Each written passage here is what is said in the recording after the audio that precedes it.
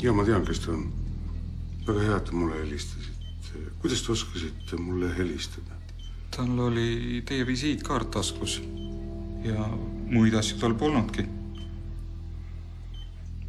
Kas tal on lähedasi, et me saaksime neile teada anda, et temaga ei ole kõik hästi? Vend. 2 venda. Ma annan teile telefoninumbri. Jah.